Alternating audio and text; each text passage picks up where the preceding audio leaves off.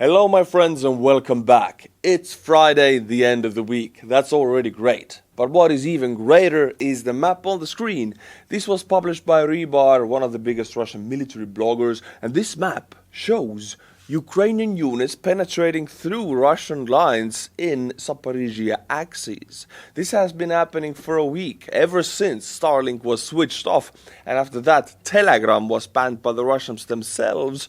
Ukrainians have been jumping on this opportunity. Russian units are in the dark, no connectivity, no real-time feed for video from drone operators to artillery crews to relay coordinates. So Ukrainian units have this window of initiative and they're using it. This map is quite confusing, but let me show you what is the area it shows. First of all, look at these orange lines and blue lines that go into the red area. This signifies Ukrainian units' penetrations through Russian controlled areas. And in some areas, they go pretty deep. We're talking a few kilometers through the Russian lines. See, this is the area right here. Let me zoom out a little bit for you. Look at that. Right here. Zaporizhia axis. A little bit north from Huliaipole, the settlement half controlled by Russia, half by Ukraine. Let me make some drawings for you, it makes everything easier. See, what Rehi, the Russian military blogger, claims is that Ukrainian units have been sighted here and here. There have been Russian artillery missions, coordinates to bomb these places, to shoot artillery into these places. These supposed to be Russian controlled areas. So Ukrainian units are in this area. In some penetrations, they have reached this line. Supposedly, the goal is to make a surrounding. See, in this area, Russians have had their creeping advance. They have been crawling very slowly for the last 6 months, and now Ukrainians are trying to stabilize using this darkness of communication in the Russian units to surround this specific area right here. It is not only Rehi who is claiming this, but we actually see Russian recon drone footage of them fulfilling artillery missions, and somebody has geolocated this. The locations are behind enemy lines, right here. Artillery missions 5 to 10 clicks deep into Russian-controlled areas in Zaporizhia axis. In this map, it might be a little bit clearer how this advance is going. Ukrainians also have established control of 3 villages. They didn't have this a week prior. So these are Topropilia, Priluki, and Olena Konstantinivka. These 3 villages were in the gray zone before, and the gray zone is massive nowadays, about 15 clicks, where it's really difficult to permanently have any kind of positions. But now these villages are under Ukrainian control, signifying over a very long time an advance from the Ukrainian ground units. They are actually advancing into Russian-controlled areas and into the gray zone. So this can now officially be called a Zaporizhia counterattack. This is beautiful. I like this. And maps like this make me really happy when Russians themselves are showing on the map where Ukrainians are advancing. And to end this topic, here is a photo of Ukrainian artillery artillery hits density. These yellow circles represent where in the last week most Ukrainian artillery missions have landed in this specific area. See, this red area here is still Russian controlled, but it's not hit by artillery. Behind it is a strong line where the artillery is being focused, obviously signifying that Ukrainians are trying to make a surroundment, an encirclement of this specific area. As you can see, it has these rivers, Yanchur, Vovcha, and the tributaries of these rivers, signifying the low ground around these rivers. And if you make an encirclement here, you will have a high ground looking into the valleys of these rivers. It's a very narrow, it's not a mountain, but like a narrow hill going up both sides of the river. So if you control the artillery position on top of that hill, shooting down into the river valley, that's that. And that's the Ukrainian goal. I'm happy to announce this counterattack. Ukrainians have again used the flamingo missiles, and this time we have a video of them actually doing it. Not usually they show us the video because there's not much to watch. releasing the flamingos is just a peaceful, beautiful sight. As you can see here, Ukrainian soldiers have gathered around to see the release of these beautiful, beautiful birds. And they fly towards Russia. Where specifically? Well, the main missile and artillery directorate of the Russian army near Volgograd. Their base and their arsenal of ammunition was struck by these specific flamingo missiles. These very same ones you see on the screen right here being released back into the wild. And we even have an aftermath, or like an explosion. Well, that's all you get. A little bit lit up sky. This is where their ammunition depot was hit. And here is the aftermath for you. It hit, it's burning. It's very nice. While the Ukrainians are releasing their flamingos back into the wild to bring freedom to Russia, you can celebrate with the Ukrainians with wine from Bakhmut cellars. It's Ukrainian wine, it's art wine, flamingo edition, specifically labeled for you, my friends, only on this channel. Go and get it, link is in the description below. And every time you see Ukrainians releasing one flamingo back into the wild to bring some freedom to Russia, you can toast with it. I will. Go and get it, my friends. Art wine. Now we're gonna watch a video, my friends. It's a Ukrainian recon drone footage. It's showing two Russian soldiers who actually threw down the Kalashnikov, raised up their arms, and they're gonna give in. They're gonna become POWs. Their fronts are to the Ukrainian side, their backs are to the Russian side, and they're walking on this road. They're being guided by this drone, since it's nothing new that nowadays drones take POWs. We've seen it.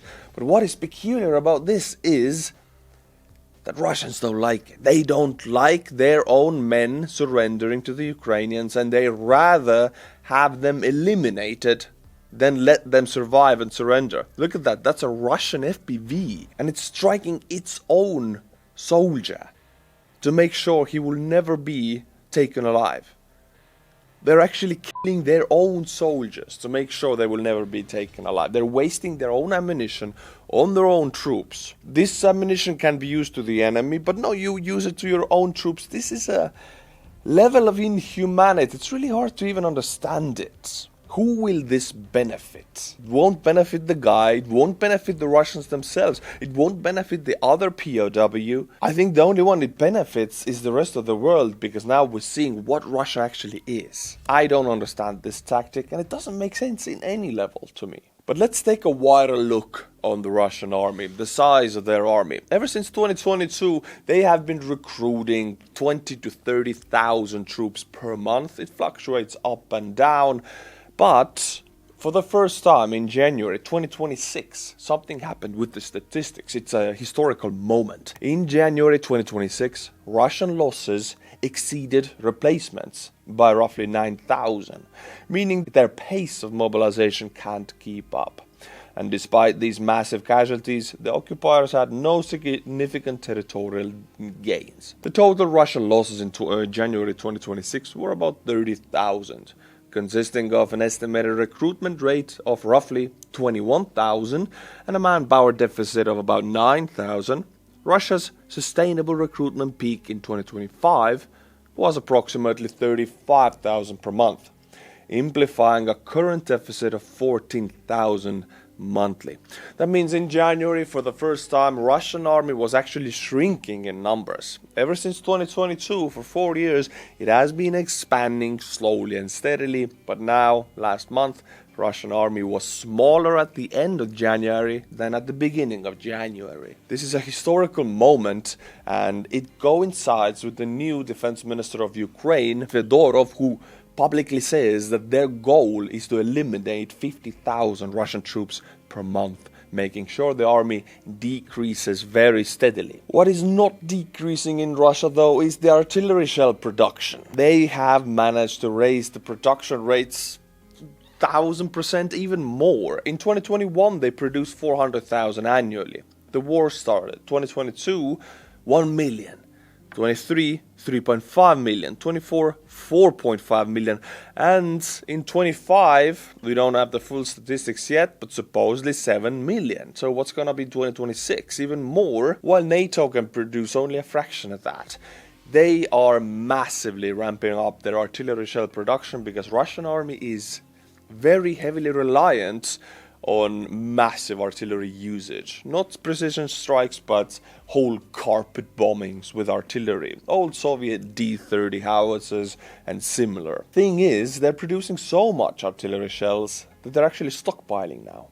This hasn't happened because Iran and North Korea have supplied Russia 5 to 7 million rounds of artillery, and they're producing themselves millions of rounds, but they're shooting up millions of rounds. But now the numbers are so large that they've managed to stockpile. For who? Well, for somebody else than Ukraine. Russian army is getting ready for another war. Although their army right now is shrinking, their artillery stockpiles are expanding. This next story is insane. Ever since Starlink was cut off, it has been a disaster of communications for the Russian army, and like the Ukrainians bounced on this in Zaporizhia, and their units have made advancements about 6-7 kilometers into the Russian lines. Also, Ukrainian cyber units have used this as an opportunity of grabbing initiative. Ukrainian hackers brilliantly scammed the occupiers out of money, coordinates and service data. The 256th Cyber Assault Division, together with Inform, Napalm and Ukrainian militant, launched fake bots, supposedly for unlocking Starlink. See, Russian units are so desperate for Starlink. Now they understand it's never gonna work for them again, but a few days ago, they were still looking for options how to get their Starlinks whitelisted by SpaceX. And there was this magic bot who claimed, we can do that for you. Just give us your coordinates, pay us a little bit of money, we'll whitelist your Starlinks like the Ukrainian Starlinks. The Russian fools were promised activation through connections and happily handed over everything: passwords, geolocations, terminal data and money. In the end, 2,420 information packets and precise troop positions went to Ukraine. As a bonus, 31 people in Ukraine willing to become drops for the enemy. All were reported to the appropriate authorities. So, 31 people in Ukraine who pretty much work for Russian units, this is a whole network of traitors, they have been located. They will be seized. Terminals disabled, traitors identified, and nearly $6,000 collected from the trusting heroes of the special military operation.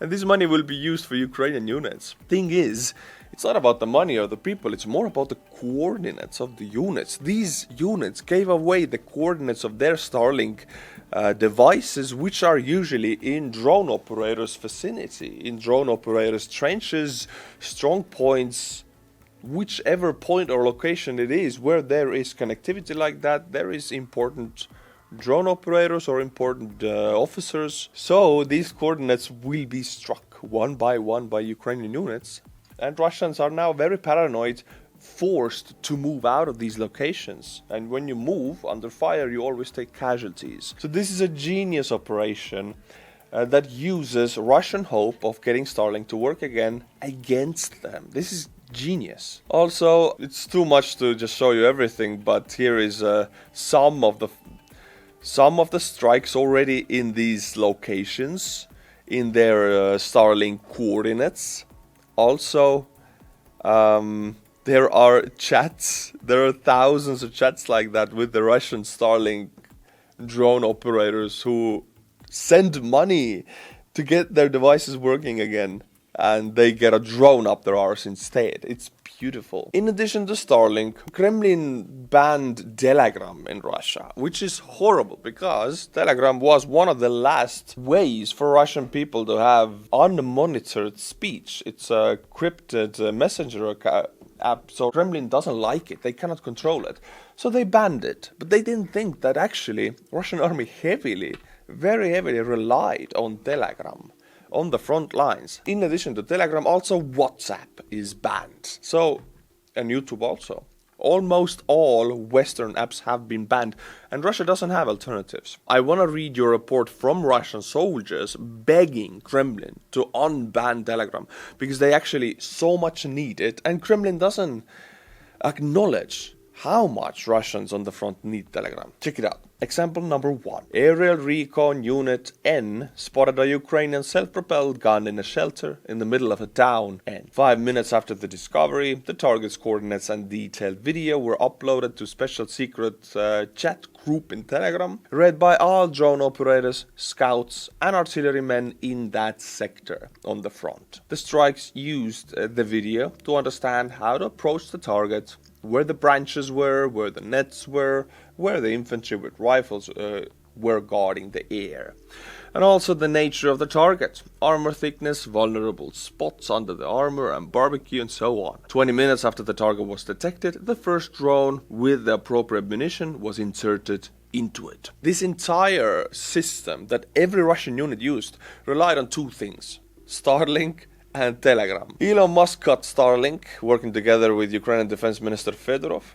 And Russians, Kremlin, cut Telegram. This entire system of communications, the way they have worked for 4 years, has been cut. Russians have been forced to go back to radio communications, just describing with words of mouth, radio to radio, like they did in 2022. What they're seeing, what are the coordinates, the very old style of warfare that was before drones and encrypted messenger apps took over the front lines. In 2022 their comms were disastrous, and now they're back to it. And this is why we see Ukrainians advancing in Zaporizhia Oblast, because this is not just being in the dark. Their communications and orders and information takes many times slower than Ukrainian ones who have Telegram. This gives Ukrainians operational advantage. It's a big operational advantage. But do you know, my friends, what is my operational advantage in my life and on this channel? The Buy Me a Coffee monthly members. They are the foundation of this channel and the security net of this channel. And I do feel a lot safer when these guys are supporting, because I don't have to worry about demonetization. We have Nicholas Johansson. Let me try that again. Nicholas Johansson. Well, very much butchered name. Next one, Scottish Raven. The Scottish Raven, consider your name to be butchered to orbit. And last but not least, Lars Georg Nikolaus Wiedenfalk. Beautiful name, a legendary name for a hero. Thank you for supporting the channel. If you like my channel, buy me a coffee, link is in the description below. But now something that I haven't been reported for a long time, because we haven't seen it quite a long time. An oil refinery struck in Russia. I missed it. I missed it for a few months actually. It hasn't happened. But Ukrainian unmanned system forces struck the Lukoil. Okay, check this out. Ukhta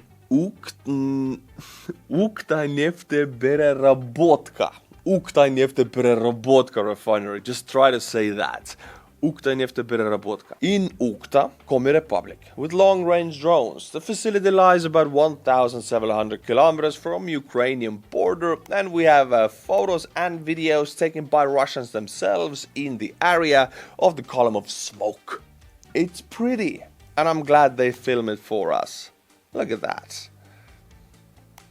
Also, how can you understand it's cold? Well, it's such clear sky and the smoke is going straight up like that. It's something that we understand in the Nordics, how when it's cold, when smoke is behaving like that and it's very clear skies. I think it's like -20 here, looking at the smoke columns and the clear skies. It's weird weather advice if you're not living in the Nordics. And we actually have a video of looted drone flying into the refinery. Look at that beautiful drone trying to export some freedom into the barbaric lands. Wonderful. Why is there a photo of the Pope here? Because in Vatican they choose the Pope and then they release the white smoke. If it's black, it's not chosen a new Pope. Well, in this instance it's the white smoke, so they chose the new Pope in Ukhta oil refinery. Yay! This is a satellite image 1 day later and you can see the damage. It's quite foggy, but don't mind it. This is the most important area. It's the refinery towers, AVT, crew distillation unit. So anything damaged in this specific location means stopping the entire operations of the refinery and trying to rebuild it or fix it, which is pretty much impossible under sanctions. So consider this refinery knocked out cold. Also, the hit on that refinery in Ukhta triggered a gas run. Russian gas stations in that area, Komi Republic, already have massive lines because people remember about a year ago when these hits happened every 2 days, there were gasoline and diesel shortages. So now everybody sees that hit and they run straight to the gas stations because they know what's about to follow. The shortage of gasoline and diesel. Not a new thing in Russia. And I want to end today's video with on a very positive note. And I let this Russian soldier, I'm not sure he's a Russian man. I will let this Russian man give you the ending speech of today's video. We're already sitting in the basement and I effing need to shit. I just get up and go outside. I'd literally shit myself if I stayed there. So I go out, sit down to shit. Right, they sit down to shit because in Russia, in majority of Russian areas, there's no running water in the toilets. There are dry toilets, but in some of the areas, there are not even dry toilets. Just sit down and shit. I mean, I hear whoosh. So he's describing that he is hearing a Ukrainian drone. So here's the kaboom, the release of the cluster munition.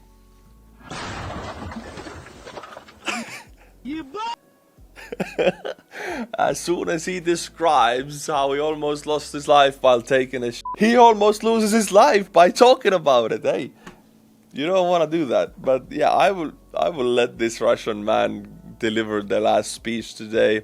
I hope your week was amazing, and I wish you an amazing next week also.